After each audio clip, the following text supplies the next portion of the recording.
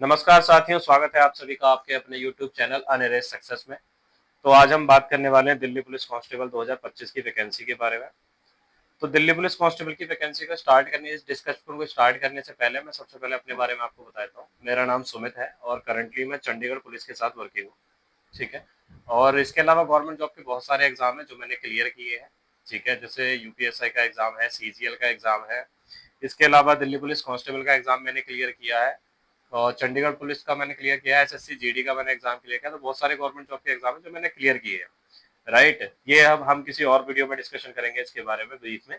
तो आज हम बात करने वाले हैं दिल्ली पुलिस कांस्टेबल की वैकेंसी के बारे में। तो चलिए हम स्टार्ट करते हैं। तो जैसा कि वैकेंसी के बारे में आपको पता ही है, 6000 प्लस वैकेंसी आने वाली है जो कि एसएससी निकालता है। तो सबसे पहले इसके सिलेबस के बारे में हम बात कर लेते हैं, सिलेक्शन प्रोसेस के बारे में, सॉरी। तो सिलेक्शन का जो प्रोसेस है इसमें 3 तरह के पॉइंट्स होते हैं। सबसे पहले सीबीटी होता है। ठीक है, सीबीटी होने के बाद आपका फिजिकल होता है, फिजिकल के बाद आपका मेडिकल होता है। सीबीटी का आपको पता ही है, सीबीटी को कंप्यूटर बेस्ड टेस्ट कहते हैं, जिसमें आपको 100 क्वेश्चन मिलते हैं जो कि 90 मिनट्स के होते हैं। ठीक है, इसके अलावा फिजिकल, फिजिकल में आपको पता ही है 3 पार्ट्स में फिजिकल होता है हमारा मेनली, जिसमें 1600 मीटर की रनिंग होती है आपकी, जो कि 6 मिनट में आपको क्लियर करनी होती है। लॉन्ग जंप आपकी 14 फीट की होती है और जो 3.9 की आपकी क्या होती है, हाई जंप होती है।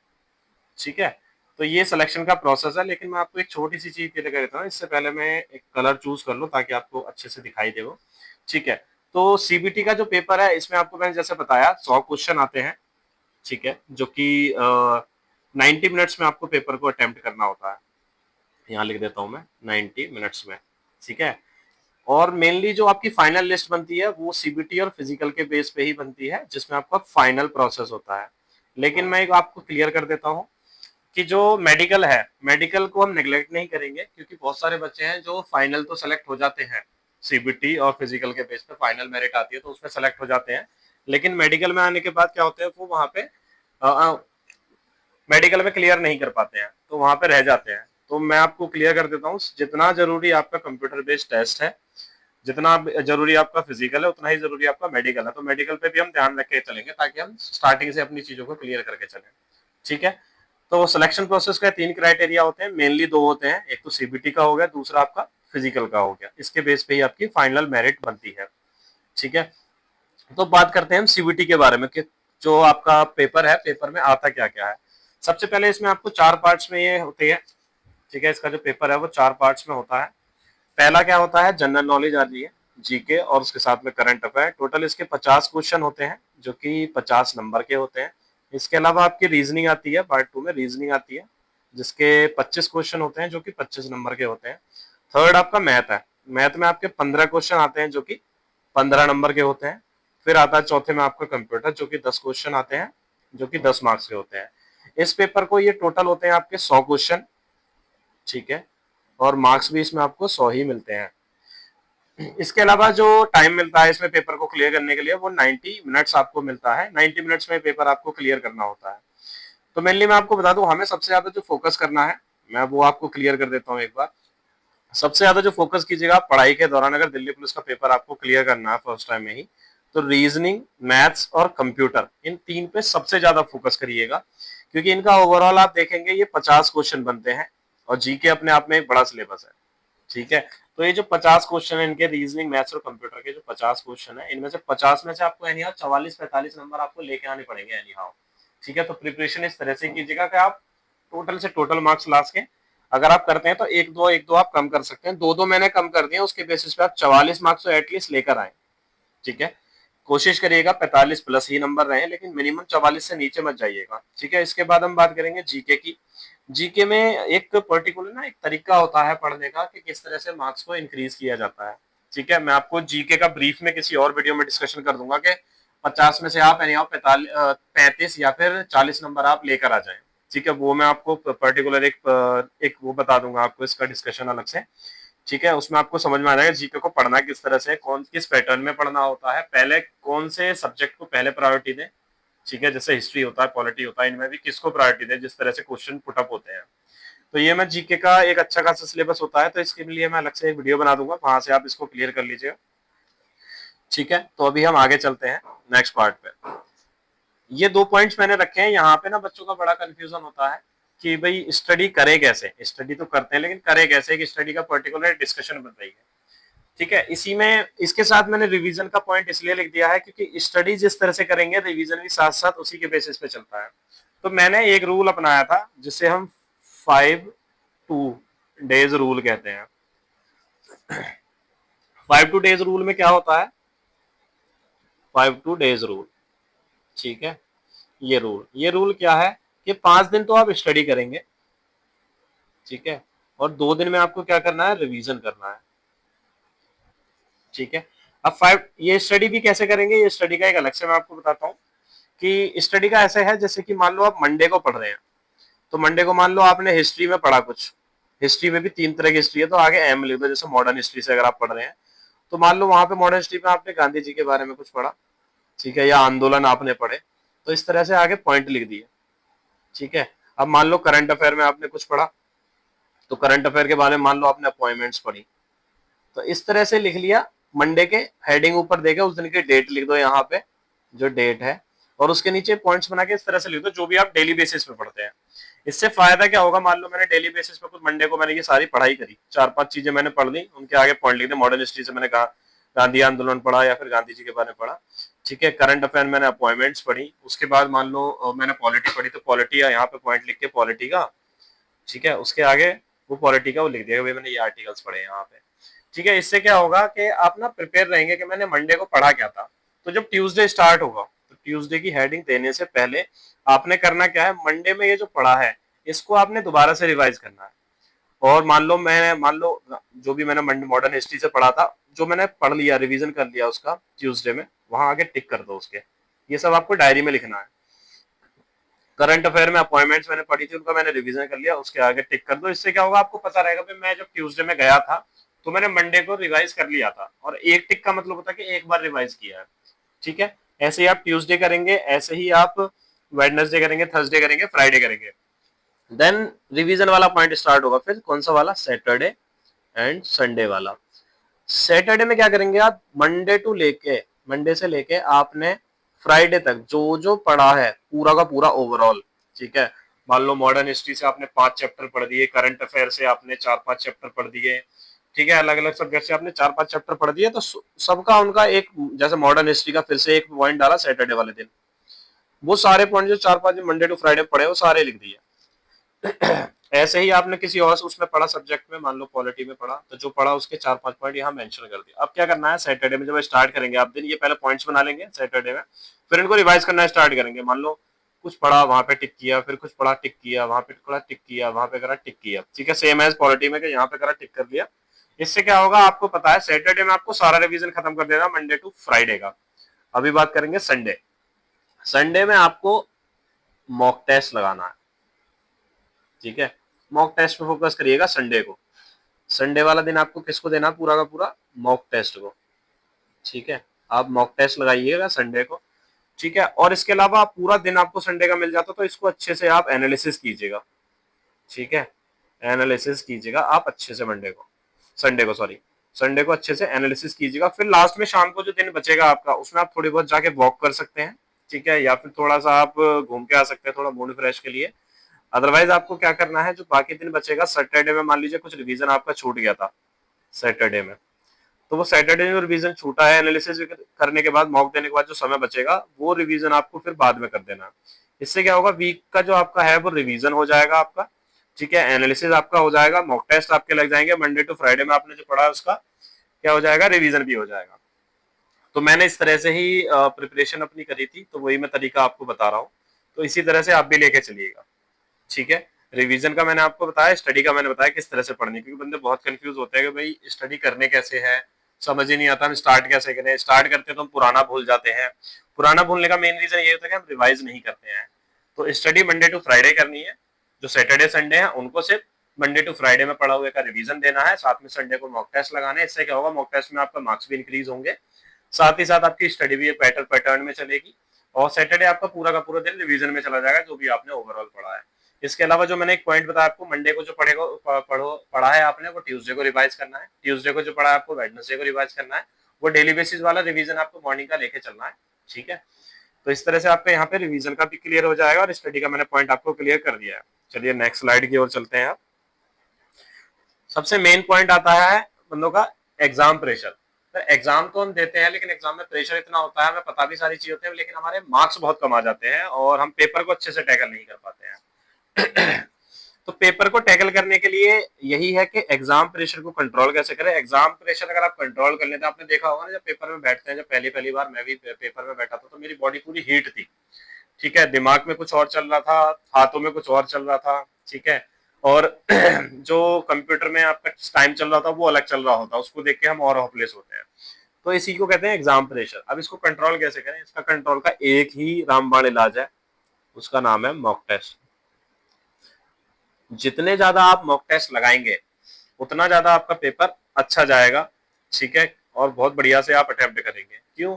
क्योंकि मॉक टेस्ट में आपको एक चीज और क्लियर करता हूँ, मॉक टेस्ट कभी भी ना आपको ये नहीं बताता है कि आपके मार्क्स कितने आएंगे पेपर में, ठीक है। मॉक टेस्ट आपको ये बताता है कि आप प्रेशर को कैसे कंट्रोल करें, ठीक है, जो ये प्रेशर है इसको कंट्रोल कैसे करें, एग्जाम प्रेशर को कंट्रोल कैसे करें। इसके अलावा पेपर को अटेम्प्ट कैसे करना है ये बताता है, ठीक है, पेपर को अटेम्प्ट कैसे करें, प्रेशर को कैसे कंट्रोल करें और अटेम्प्ट कैसे करें पेपर को, ये समझाता है। इन दोनों के बेस पे अगर आपने प्रेशर को कंट्रोल किया और अटेम्प्ट किस तरह से करना है पेपर को, ये आपने समझ लिया, तो आपका हर पेपर में अच्छे मार्क्स आएंगे, ये बिल्कुल क्लियर है, ठीक है। क्योंकि अगर आप पैटर्न में चलेंगे, क्योंकि ऑनलाइन पेपर होता है आपको पता ही है, अगर आप एक पैटर्न में चलेंगे, ठीक है, तो उस तरह से आप क्या होगा कि आप पेपर को अच्छे से टैकल कर पाएंगे और आपके मॉक टेस्ट में भी और आपके मेन पेपर में भी बहुत अच्छे मार्क्स आएंगे। तो मैं आपसे यही करूंगा, ज्यादा से ज्यादा मॉक टेस्ट लगाएं, ठीक है। मॉक टेस्ट से डरे नहीं कि यार अभी तो मेरी तैयारी मैंने शुरू करी है, मैं अभी क्यों लगाऊं। पहला हफ्ता ही अगर हुआ है पढ़ाई को, स्टडी को करते हुए, चाहे जीरो से या पहले बार में मॉक लगाइए, कुछ नहीं तो 100 में से 20 मार्क्स आएंगे, बाकी जो 80 क्वेश्चन आपके बच गए या 80 मार्क्स में जो बाकी चीज आपकी बच गई, उनमें क्या करिए, उनको एनालिसिस कीजिए, ठीक है, वो कौन से चैप्टर है उन चैप्टर्स को लगाना स्टार्ट कीजिए।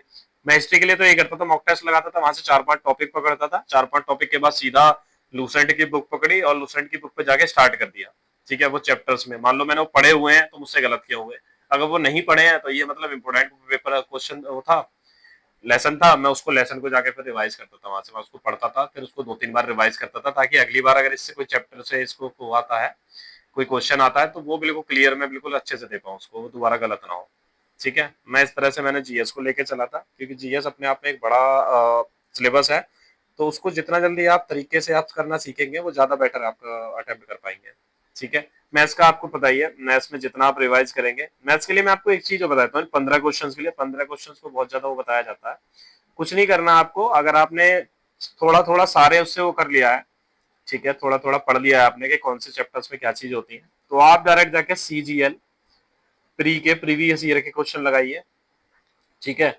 सीएचएसएल के लगाइए, एमटीएस के लगाइए।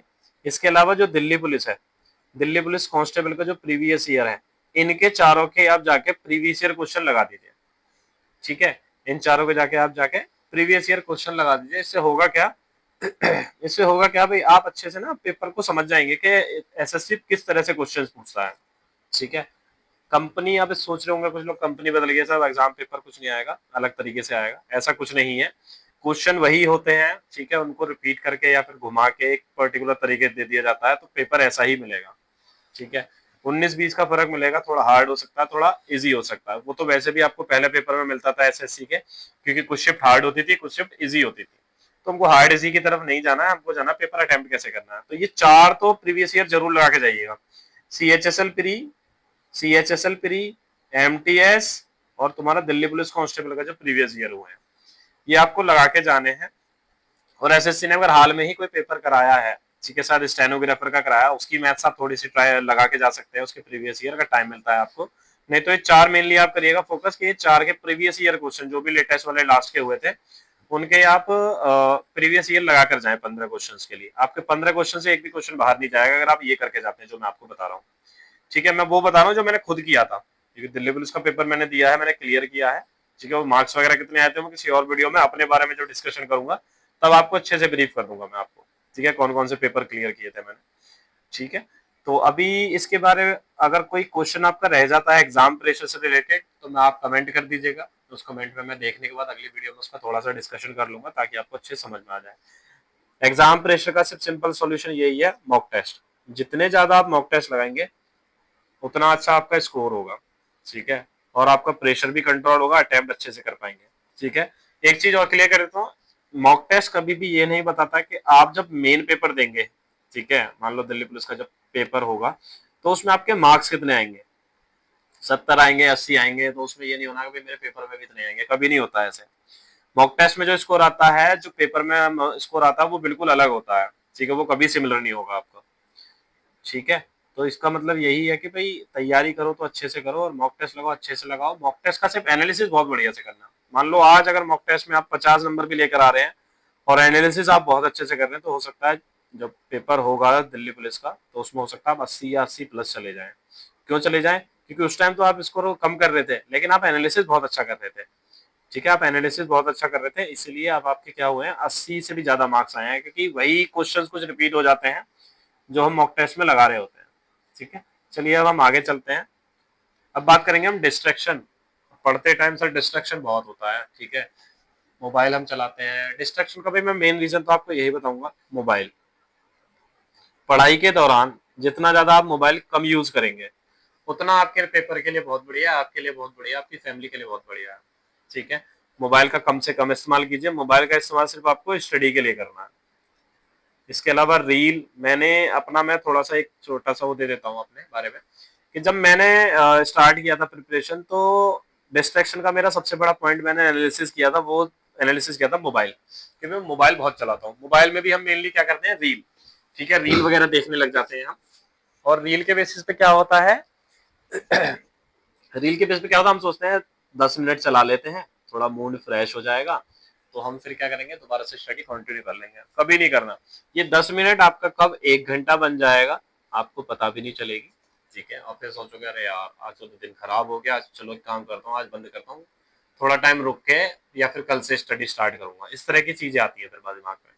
तो इट्स बेटर, मैंने क्या किया था, मैंने सबसे पहले जब देखा ये मेरा टाइम बहुत वेस्ट करता है, तो मैंने इंस्टाग्राम, फेसबुक, ठीक है, जो भी सोशल मीडिया एप्स है वो मैंने सब अपने फोन से डिलीट कर दी थी। और एक ये भी सोच कर डिलीट की थी कि अब मैं डाउनलोड उस दिन करूंगा इनको, ठीक है, डाउनलोड उनको उस दिन करूंगा मैं, डाउनलोड उस दिन करूंगा मैं इनको जिस दिन मेरा पेपर क्लियर हो जाएगा। तो मैंने जब इसमें चंडीगढ़ पुलिस में जब मेरा फाइनल सिलेक्शन हुआ, मैं ज्वाइनिंग के लिए गया, तो ज्वाइनिंग से जब मैं घर था अपने, लास्ट का एक दिन रह गया था, तो एक मैंने लास्ट पोस्ट मैंने डाली थी इंस्टाग्राम फेसबुक के ऊपर बियर्ड में, क्योंकि हम बियर्ड रखते थे पहले भाई, और उसके बाद जब पुलिस में आप ज्वाइन हो जाते फिर आप बियर्ड नहीं रख सकते, तो एक लास्ट पोस्ट मैंने डाली थी विद बियर्ड, ठीक है, और उसके बाद फिर एक पोस्ट डाली थी जब मैं ज्वाइन कर गया विदाउट बियर्ड, ठीक है। तो ये यहाँ से यहाँ तक का सफर बियर्ड से विदाउट बियर्ड तक का बहुत लंबा होता है, इसके लिए आप अच्छे से स्टडी कीजिए, ठीक है। और बाकी डिस्ट्रैक्शन का मेन है मोबाइल। इसके अलावा अगर आप दोस्तों को इधर उधर टाइम देते हैं तो मत दीजिएगा। अगर कोई स्टडी वाला दोस्त है तो आप टाइम दे सकते हैं आपस में क्रॉस क्वेश्चनिंग के लिए। इसका मतलब ये नहीं है पूरा दिन आप उसके साथ ही बैठे हैं। स्टडी अकेले में ही होती है, चाहे आप लाइब्रेरी में करें चाहे घर पे आप स्टडी करें, ठीक है, वो आपके ऊपर डिपेंड है। मैंने दोनों तरीके से स्टडी करी थी। पहले मैं लाइब्रेरी जाता था, जब लास्ट के 3-4 महीने रह गए थे तो मैंने अपने आप को एक कमरे में बंद कर लिया था, फिर मैंने दबा के उस कमरे में तैयारी करी थी जिसमें मॉक टेस्ट, रिवीजन, एनालिसिस, ये सारी चीजें चलती थी, ठीक है। तो आपसे मैं यही कहूंगा जब भी डिस्ट्रैक्शन आए तो जो घर वाले आपके ऊपर पैसा खर्च कर रहे हैं स्टडी में वो याद कर लीजिएगा, दूसरा मोबाइल से थोड़ा दूर रहिएगा, ठीक है। तैयारी इस तरह से कीजिएगा, या तो 100% दीजिएगा, बिल्कुल 200% मैं तो ये कहूंगा, या फिर बिल्कुल छोड़ दीजिएगा, ठीक है। तो इट्स बेटर, छोड़ना तो है नहीं, क्योंकि अगर 6 महीने भी आपने अपना समय खराब किया है, ठीक है, तो दिमाग में ही रखिएगा भाई 6 महीने मैंने दे दिए, ठीक है, और 6 महीने के बाद मैं दोबारा लौट के जीरो पे जाऊं तो वो मैं करूंगा नहीं। तो इन 6 महीने को अगर अगले 6 महीने और दे दो, हो सकता है मेरा सिलेक्शन हो जाए, अगले 3 महीने दे दो तो मेरा सिलेक्शन हो सकता है। तो दिनों रात एक करके पढ़िए, 14-15 घंटे, वो आपके ऊपर डिपेंड है आप कितना टाइम अपनी स्टडी को दे पाते हैं। ज्यादा से ज्यादा टाइम दीजिएगा स्टडी के लिए, ताकि आपका पेपर क्लियर हो जाए बहुत अच्छे से मार्क्स से। मार्क्स आपको लेकर चलने अब, ठीक है, 75 प्लस स्कोर अपना दिमाग पे रखिएगा, 75 प्लस स्कोर मुझे एनीहाउ करना है। 75 प्लस में आप क्या होगा, शिफ्ट चाहे आसान आए, ठीक है, शिफ्ट चाहे इजी आए या शिफ्ट चाहे हार्ड आए, आपका सिलेक्शन हो जाएगा अगर आप 75 प्लस मार्क्स लेके आते हैं। इजी हुआ तब भी मान लो मार्क्स इंक्रीज नहीं हुए, 75 तो रहेंगे ही। और अगर हार्ड आया तो हार्ड में मान लो आपके 75 है तो मार्क्स इंक्रीज हो जाएंगे और 80 या 80 प्लस चले जाएंगे, ठीक है। तो फोकस आपको इस तरह से ही रखना है कि भाई डिस्ट्रैक्शन के लिए मोबाइल आप दूर कर दीजिए बिल्कुल, आपने इंस्टाग्राम, फेसबुक, सोशल मीडिया आपके लिए तो यूज करना ही नहीं है, स्टडी के लिए आप यूज कर सकते हैं। किसी की वीडियो आपको देखनी है, कोई कंटेंट आपको देखना है, पीडीएफ आपको पढ़नी है, ठीक है, छोटे छोटे शॉर्ट्स आपको स्टडी से रिलेटेड, मैथ्स की क्वेश्चनिंग से रिलेटेड आपको देखने हैं, इन सब के लिए। ठीक है, समझ गए आप। तो अभी एक छोटी सी चीज मैं आपको बता देता हूँ, अगर कुछ रह जाता है तो आप कमेंट कर दीजिएगा, मैं आपको अच्छे से ब्रीफ कर दूंगा। मॉक टेस्ट में अच्छा स्कोर के लिए मैंने आपको बता दिया है, मॉक टेस्ट ज्यादा से ज्यादा लगाइएगा आप, ठीक है। और मॉक टेस्ट ज्यादा उसमें एनालिसिस कीजिएगा, और जो भी जीएस के क्वेश्चन है, मान लो जीएस के कोई 4 टॉपिक जो बिल्कुल अलग हैं सिलेबस से, 4 टॉपिक को पकड़ लो। अगर वो आपको लूसेंट की बुक या किसी बुक में मिलते हैं आपको, तो वहां से स्टडी कर लीजिएगा, नहीं तो आप यूट्यूब पे जाके डायरेक्ट सर्च करके उनको देख सकते हैं। ठीक है, और बाकी ब्रीफ में मैं आपको एक बार क्लियर क्लियर मैंने कर दिया है। ठीक है, कुछ भी रह जाता है तो आप कमेंट कर दीजिएगा, आगे उसमें मैं डिटेल में आपको बता दूंगा। तो वीडियो को क्लोज करने से पहले एक छोटा सा मैं आपके लिए लेकर आया हूँ, ताकि आप थोड़े मोटिवेट हो सके। ठीक है, मोटिवेशन में क्या है, यहाँ पे एक छोटी सी मिस्टेक हो गई है, वो मैं क्लियर कर देता हूँ। इसका ना ये सारी है, सारी लिखा हुआ है। तो न सफर डराता है, ना सफर थकाता है, ना सफर डराता है, ना सफर थकाता है, ये रास्ता है मुकाम पाने का। ठीक है, ये रास्ता है मुकाम पाने का, सारी रात जगाता है। तो मैं आपसे यही कहूंगा, लास्ट में वीडियो को क्लोज करने से पहले पूरी तरीके से फोकस्ड होकर पढ़ाई कीजिए, सारी सारी रात पढ़ाई कीजिए। ठीक है, डरना बिल्कुल नहीं है, थकना भी बिल्कुल नहीं है। कितनी बार हम थक जाते हैं, थोड़ा बहुत रेस्ट करके दोबारा स्टार्ट कीजिए। ठीक है, ये सफर आपको डराएगा भी, यह सफर थकाएगा भी, बट अगर आपके दिमाग में है मुकाम पाने का रास्ता, ठीक है, तो आप सारी रात जगेंगे और पेपर को क्या करेंगे, दिल्ली पुलिस को क्लियर कर देंगे। और लास्ट में क्लियर से भी अच्छा मैं आपको एक वो देता हूँ वर्ड, जब लास्ट में आप ये देखेंगे ना, जब आपकी फाइनल मेरिट आएगी और उसमें आप देखेंगे सिलेक्टेड कैंडिडेट लिस्ट, और आपके नाम के आगे लिखा होगा सेलेक्टेड फॉर दिल्ली पुलिस, तो इससे अच्छा मोटिवेशन कुछ और है ही नहीं। ये लिस्ट में नाम लाना बहुत ही बड़ा एक वो होता है। ठीक है, ये जब मेरा नाम आया था तो मैं एक कुछ और काम कर रहा था, मैंने चेक किया भाई, मेरा आगे नाम देखा मैंने, सेलेक्टेड लिखा हुआ था दिल्ली पुलिस के आगे, सेलेक्टेड। ठीक है, इस तरह से। और पेपर के नाम के आगे आता है कि भाई selected, clear, clear for next round. ठीक है, ऐसे ही इसमें चंडीगढ़ पुलिस में जब सिलेक्शन हुआ था, तो उसके आगे लिखा हुआ था सेलेक्टेड फॉर फाइनल मेरिट। ठीक है, तो ये सेलेक्टेड तक पहुंचने का सफर है, जो आपको सारी सारी रात जगना है, अच्छे से तैयारी करनी है, डरना नहीं है, थकना नहीं है। तो दिमाग में रखिएगा, बस करना है क्लियर तो करना है क्लियर, बस सिंपल, बस ये रखिएगा दिमाग में, इस बार में क्लियर करना है, बार बार चांस नहीं, जो है यही है, यही में क्लियर कर देना। ठीक है, तो वीडियो को चलिए क्लोज करते हैं। बाकी मैं आपको एक चीज और बता देता हूँ, ये मेरी पहली वीडियो थी, अगर आपको पसंद आई हो वीडियो तो प्लीज चैनल को लाइक, सॉरी, वीडियो को लाइक कीजिएगा, चैनल को सब्सक्राइब कीजिएगा, और वीडियो अच्छी पसंद आई हो तो अपने दोस्तों के साथ शेयर जरूर कीजिएगा। ठीक है, चलिए अलविदा देते हैं आपसे। Thank you so much, bye bye, take care.